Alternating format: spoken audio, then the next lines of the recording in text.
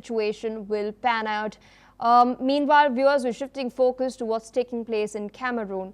Now, Cameroonian opposition leader Issa Tchiroma has given authorities a 48-hour ultimatum to release all individuals detained during and after the country's disputed 12th October presidential election. Now, in a video posted on social media, Tchiroma, who ran against longtime President Paul Biya, claimed victory in the vote and has accused security forces of unjust arrest and repression of protesters.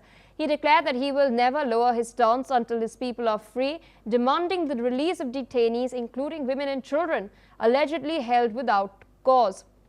Now, the Constitutional Court has declared Biya, who is 92, the winner of the election, securing a record 8th term and extending his 43-year rule. The result itself has triggered widespread unrest, with the United Nations reporting at least 48 deaths in post-election clashes, many caused by police gunfire. Authorities have not yet responded to Tchiroma's demand, but tensions remain high as the deadline approaches. With us on the broadcast is Ms. Alison Mutler, former Associated Press Bureau Chief, joining us from Romania. Thank you so much for taking our time and speaking to us. We've been seeing this back and forth going on with regards to the election results in Cameroon. The administration under Biya has warned of strict action against what it claims is a conspiracy against Biya, in which these opposition leaders such as Tchiroma were involved. Are we likely to then see action being taken against Issa Tchiroma as well? Up until now, we've seen the protesters having been detained without charge for that matter. Well, Tchiroma calls himself the president-elect. He doesn't recognize the results of the October 12th election, in which Biya, as you said, is a long-time president. He's been re-elected for a record 8th time. He's been in power for an incredible 43 years, so that's since the beginning of the 1980s. So Tchiroma has, I understand, he is no longer in Cameroon, he is abroad, and he'd gone quiet for a few days, and then he released this video on social media yesterday, which obviously has agitated, or it's firing up, at whatever you prefer, his supporters, and he's calling for people, particularly women and children, who have been allegedly arrested and put in prison over the post-election violence, which, as the UN said, I think 43 people died, at least 43 people died. And he says, and so this is obviously, there is a period of instability, post-election instability. Biya was sworn in, I think, last week, but it's only a month since the election. So his appeal to Cameroonians to rise up and defend themselves, and for these prisoners to be freed. We'll see what Biya will do, but it is clearly a difficult situation for him. I'm not sure what can happen to Tchiroma because he's not in Cameroon, but it does add another layer of tensions to this heightened instability. Even as Tchiroma's political fate is unknown at the moment. As I pointed out earlier, Paul Biya is 92 years old. There are clear concerns regarding his health, his succession plans. In that context, should he then pave way for new leadership to come in and lead the country? Well, I think it's going to be inevitable. He's 92 years old. I don't know what the state of his health is, but he's 92. And this presidential term in Cameroon is 7 years. So were he to serve that out, he'd be 99 years old. It's quite unclear whether he'd be physically and mentally capable of doing that. Therefore, he will be looking for a succession. And it certainly won't be from the Tchiroma camp. He'll be looking for somebody within his own camp to be a successor. So I would imagine he would like a period of relative stability and to be unchallenged by the man who came second in the elections. Officially, he says he won the elections. He would like a period of relative stability to ensure a transition, even if it's behind the scenes and we don't know who it is. Because, as I said, biologically, it would be very hard for a 99-year-old to continue ruling the country with all their mental and physical faculties. Indeed, and there are reports that Paul Biya spends most of his time in Europe, and he leaves his day-to-day governing to key party officials and family members, thereby bringing a lot of speculation regarding his health. Ma'am, I request you to stay on with us as we're tracking some other interesting updates, this time from Nigeria. Protests have forced the indefinite postponement of the opening of Nigeria's Museum of West African Arts in Benin City.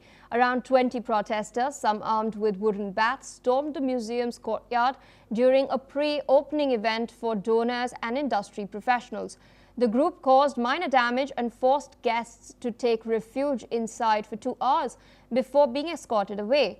The museum itself, founded by Nigerian businessman Philippe Iheanacho, has aimed to showcase West African art and house archives, but it has also sparked political tensions, particularly with the traditional ruler of Benin, Oba Ibiara II, who claims that authority over the museum is his.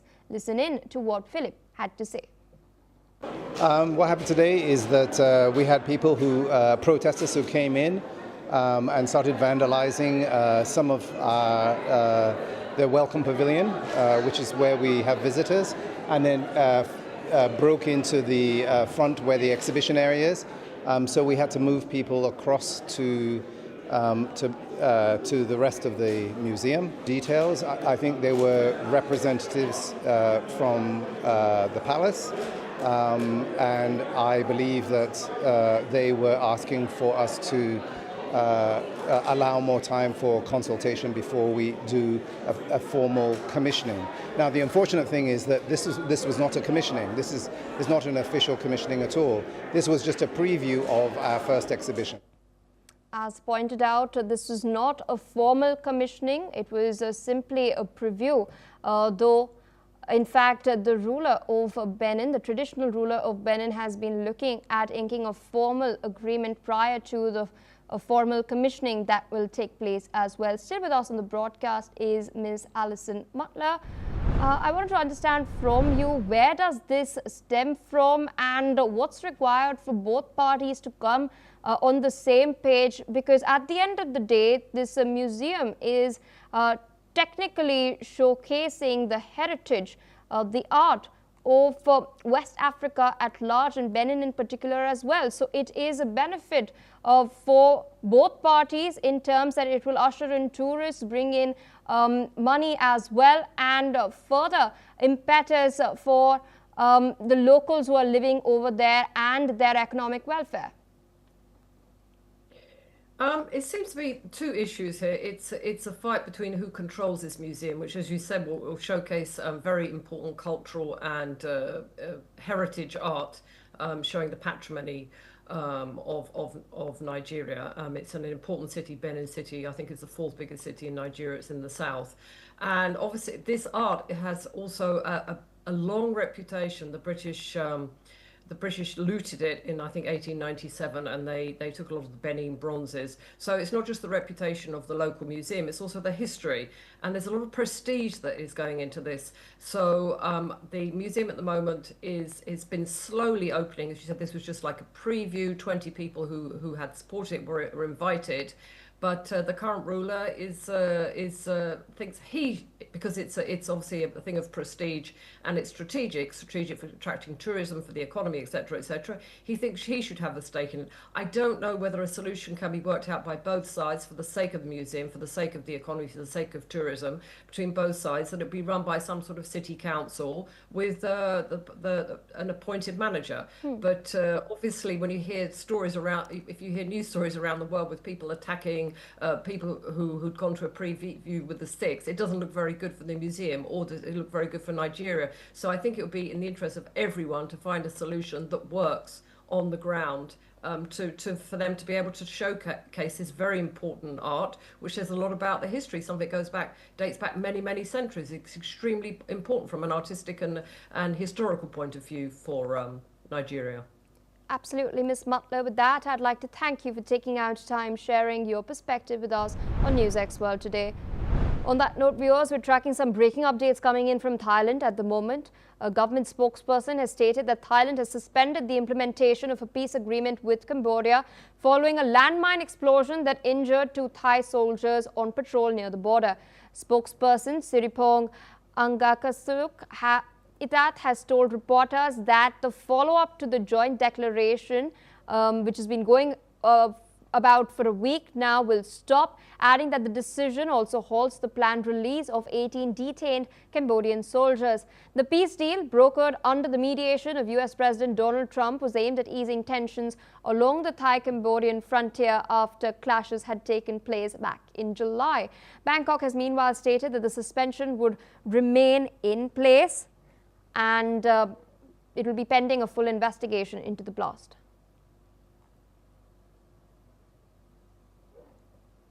Meanwhile, news coming in from Djibouti. Djibouti's President Ismail Omar Guelleh, who has been in power since 1999, has confirmed that he would run for a 6th term in elections next year, after the parliament removed a constitutional barrier that had prevented him from running again. Guelleh has accepted the nomination from his People's Rally for Progress party during the Congress in the capital. The Horn of African nation is in a stable state, but it's in an often troubled region, operating major port that hosts military bases for the United States, France, China, Japan and Italy.